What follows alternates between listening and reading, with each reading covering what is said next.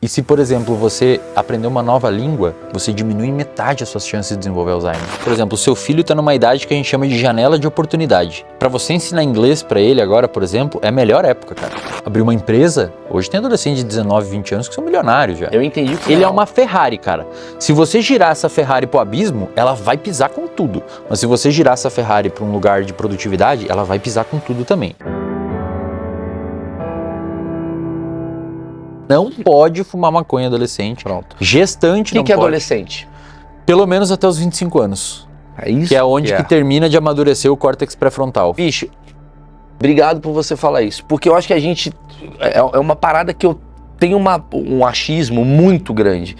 Que qual que é o problema da sociedade atual? Que quem domina a sociedade atual é o adolescente. Porque onde está o dinheiro é onde está o digital. E quem comanda o digital é essa galera. Essa galera que vai até 25 anos. E essa galera, na minha opinião, não está amadurecida intelectualmente para poder dominar. Eu digo às vezes que adolescente... Ai, cara, falta falar isso aqui. Agora você vai ter que falar, você já falou, uma puta de uma audiência, cara. Os caras vão me encher meu saco. Não, mas eles vão entender, porque vocês vão amadurecer. Assim, adolescência, cara, é uma limitação neurológica. Adolescência. Porque você tem uma região no seu cérebro chamada de córtex pré-frontal, que fica atrás da sua testa aqui, que é a região envolvida com controle de impulso, gerenciamento de empatia. Eu não sei se vocês percebem, mas adolescente não é muito empático. Não, zero. Então o pai vai no jantar com o chefe, leva o adolescente. Pô, cara, o adolescente não consegue sacar que o pai paga as contas dele, que ele precisava ser empático um pouco pra segurar a onda. Esse tipo de empatia, não é empatia ruim que eu tô falando. Ele tem uma dificuldade de ver o mundo. Se você bota um adolescente numa máquina de ressonância magnética funcional, que mede a atividade do cérebro, você pergunta pra ele, o que você acha de você? O que você é? Faz um julgamento sobre você. Como é que você se enxerga? Vai acender umas regiões do cérebro. Se você perguntar para o adolescente, como que você acha que o Maurício te enxerga? Ou que as pessoas aqui do estúdio te enxergam?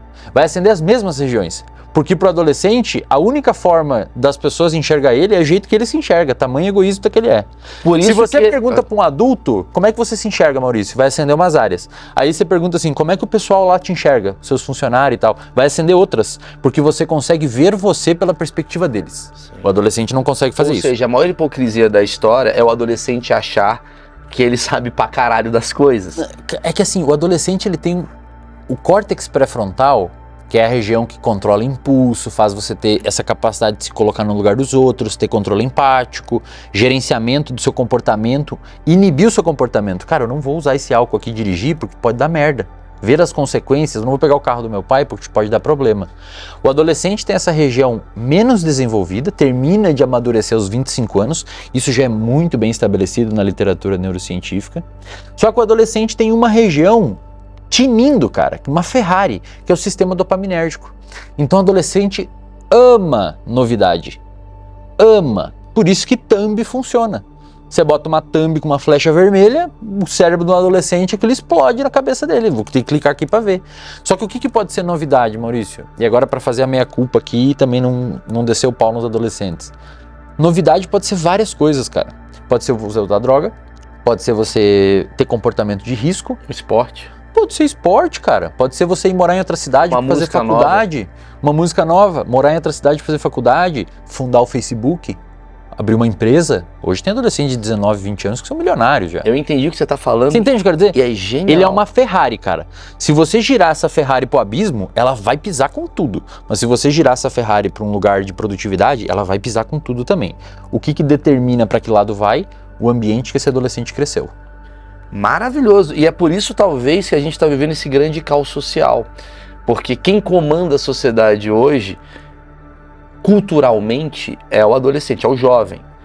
E é por isso que é muito fácil, cuidado, jovens, política se associa a vocês por uma outra questão, porque é mais fácil absorver, porque você está trazendo uma novidade. E aí você não tem o amadurecimento intelectual. Não estou falando que o idoso de 70 anos também tem um amadurecimento intelectual. Na verdade, o idoso de 70 anos ele começa a se transformar em adolescente. Porque o córtex pré-frontal... Meu achismo deu certo! Porque o córtex pré-frontal... Volta. Ele é a primeira região, é a última a amadurecer e é a primeira a declinar. Por isso que a sua avó fala que você tá feio. Ela não tem filtro, cara. Chega um cara que ela nunca viu, você fala, pô, mas é feio seu cabelo, hein? Por isso que Por isso que o Silvio Santos fala merda na internet. Por isso que jovens, ele treta com o velho porque é quase que a mesma coisa. É, cara, o cérebro deles, claro que o velho vai ter outras áreas bem desenvolvidas, mas o córtex pré-frontal dos dois dá uma descida violenta e eles ficam um pouco mais impulsivos. Qual que é a idade que o cérebro tá tinindo? Provavelmente de uns 17 a uns... que daí o depois depende. Se a pessoa foi mais intelectualmente ativa, se manteve lendo, estudando, fazendo exercício, cuidando do corpo, o cérebro pode, cara... Mas vamos botar assim, pessoas do mesmo CNTP, sim, condições naturais de temperatura e pressão, vamos lá. Tipo assim, todo mundo fez a mesma coisa. Qual que é o cérebro que você... Porque meu filho Gabriel tem 4 anos, o cérebro dele tá em desenvolvimento. É que aí depende, por exemplo, o seu filho tá numa idade que a gente chama de janela de oportunidade. Para você ensinar inglês para ele agora, por exemplo, é a melhor época, cara. Sim. Porque ele tem uma coisa chamada de neuroplasticidade passiva. Isto é, neuroplasticidade é a mudança do seu cérebro frente às experiências da vida. Ele agora, se você levar ele lá para Los Angeles que você foi e fica 1 ano com ele lá, o moleque vai falar inglês sem você ensinar. Meu filho tá andando skate pra caralho. Cara, você vai olhar para ele e vai falar, cara, como é que você aprendeu inglês? Por exemplo, como é que você aprendeu português? Você não sabe. Sim, mas foi... Você foi aprendendo. Sim. Porque o cérebro do moleque é uma esponja que absorve tudo, cara. Sim. Inclusive coisa ruim. Sim. Aí eu me vejo, às vezes, umas mães, os pais me mandam assim, pô, Wesley, meu filho não come fruta, não come salada. Os caras com uma pizza na mão, tá ligado? Não sei o que acontece que ele não come fruta, não come salada, mas não tem vocês não fazem. O ambiente modula muito o comportamento de uma criança. Sim. Se vocês levar ele para um ambiente que fala alemão, ele vai começar a falar alemão com o tempo. Então, essa época para isso é o melhor cérebro de todos, para aprender uma nova língua, etc. Instrumento musical. Pega uma pessoa com 30 anos e leva para Los Angeles, não vai aprender inglês mal é mal, se virando e se focando muito. Entendi. Agora, assim... O cérebro, qual que é o cérebro? Do ponto de vista de comportamento social... 10 a 40 anos. O cérebro, digamos assim, mais tinindo seria de uns 16 a uns 55, 60 anos, 65, dependendo do nível de atividade intelectual da pessoa. Porque a atividade intelectual também tem que ser diversa, cara. Isso que eu quero saber. Então, eu vou fazer uma pergunta para você responder bonitinho. Quais são os exercícios que devemos fazer para o nosso cérebro, cara, ser o melhor possível? Ler diversas coisas diferentes. Não ler só uma... Por exemplo, o maior nicho da sociedade que desenvolve Alzheimer são as freiras, cara. Sempre que eu falo isso é meio estranho. Porque ela lê sempre a mesma coisa. A mesma história, com os mesmos personagens. E se, por exemplo, você aprender uma nova língua, você diminui em metade as suas chances de desenvolver Alzheimer. E se você aprender uma terceira, essa chance não diminui, porque você usou as mesmas regiões para aprender a terceira língua. Então, qual que é o jogo? Cara, se você estuda engenharia, se você é um engenheiro, um advogado e tal, pô, lê um romance, dá uma olhada em neurociência, dá uma olhada na política. Não necessariamente ler, tipo assim, se informar. Se informa, aprende um pouco. Conversar, vai num bar de franceses. Isso, ver qual que é. Quando você fala ler, as pessoas falam, mas não tenho tempo de ler. Não, assiste um podcast de um cara falando um negócio sobre sociologia que você nunca viu, velho. Exato. De história, vai ver sobre a Revolução Francesa. Vai morar não sei aonde. Sei lá, vai ver qual que é, sabe? Faz um curso de cerâmica. Isso é importante, cara. Entendi. Esses hobbies intelectuais são importantes para manter um cérebro ativo. Toca um instrumento é excelente, cara. Você trabalha várias áreas motoras diferentes, aprende um esporte novo. Então isso mantém o cérebro ativo. E quanto por cento do cérebro a gente usa? Acho que é a grande pergunta, né? 100%. 100% do tempo. É mesmo? Porque o seu cérebro é metabolicamente muito caro, cara. Se você não usasse alguma região dele, seria igual você botar um gesso no braço e você não utilizar mais o braço, ele atrofia. Essa história de 10% do cérebro? Isso aí não existe. Você usa 100% do seu cérebro 100% do tempo. Existem alguns cérebros que eles têm um padrão de conectividade distinto, às vezes por uma alteração genética, biológica ou comportamento prévio induziu alguma alteração na conectividade de áreas ali específicas, que pode dar à pessoa algum tipo de habilidade extraordinária que parece, tipo uma puta criatividade, uma puta motivação que a pessoa pode parecer que usa mais o cérebro. Mas na realidade é um cérebro com um padrão distinto de conectividade que permitiu como produto, como se fosse o cérebro fosse uma laranja e essa habilidade fosse o suco que você espremeu, então o produto daquilo é um produto que não é normal na população, você não vê comum. Muitas dessas pessoas, Maurício, têm transtorno psiquiátrico, cara. Eu tenho transtorno bipolar, eu tenho transtorno ciclotímico, que é um tipo de bipolaridade.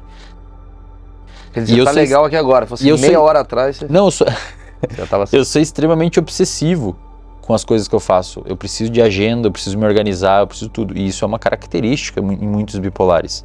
Sim. E por essa razão eu consigo fazer muita coisa ao mesmo tempo. E eventualmente isso pode me dar, até tem uma teoria chamada vantagem bipolar. Hollywood, por exemplo, é uma inundação de bipolaridade e esquizofrenia, cara. Por quê? E não, os caras... Existem até artigos mostrando que cargos que envolvem criatividade tendem a ser ocupados mais por pessoas com transtorno bipolar. Por quê?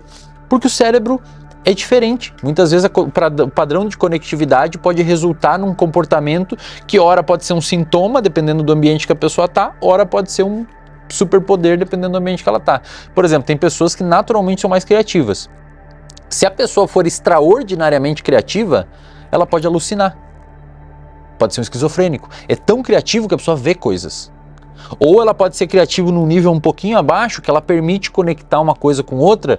Tipo, sei lá, isso daqui é uma banana, uma coisa que uma pessoa que não é criativa e não tem aquele padrão de conectividade não conseguiria ver isso, porque o cérebro é formatado em outro padrão. Por isso que eu acho que a gente fica muito nessa coisa de fulano é burro, não é? Ele não é burro. Não é, cara. É só uma pessoa que não está conectada a teu tipo de cérebro. E eventualmente essa pessoa pode botar em outro lugar, essa pessoa vai ser extremamente muito bem utilizada. Por isso que eu sempre falo, a arte ela é abstrata. A arte é pra... Por exemplo, às vezes eu faço uma piada, o cara fala, não tem graça pra você. Mas pra quem tem um cérebro parecido com o meu, vai falar, meu, cara, entendi onde ele tá, caralho, que gênio. E assim, Maurício, E vice-versa. pega um cara hiper criativo, que eu imagino que a galera que você trabalha aqui, pelo estilo de trabalho de você, são pessoas mais criativas. Nada, tudo da rua. Aí pega uma pessoa dessas e bota no escritório, sentado das 8 às 5 da tarde, preenchendo planilha num negócio Não vai automático e conseguir. monótono. Cara, a pessoa adoece, velho. Sim. Vai estressar ela aquilo. Sim, eu concordo. Então o que eu digo pra galera é assim, ó, muitas vezes você que tá aí se julgando, que é uma pessoa, porra, ruim, mal, a pessoa que Não consigo fazer nada. é ineficaz, tem um senso de ineficiência alto, uma pessoa incapaz, se acha incapaz, cara, às vezes você só tá no ambiente errado. Sabe qual é a minha Você teoria? muda de ambiente e resolveu o Você problema. falou que é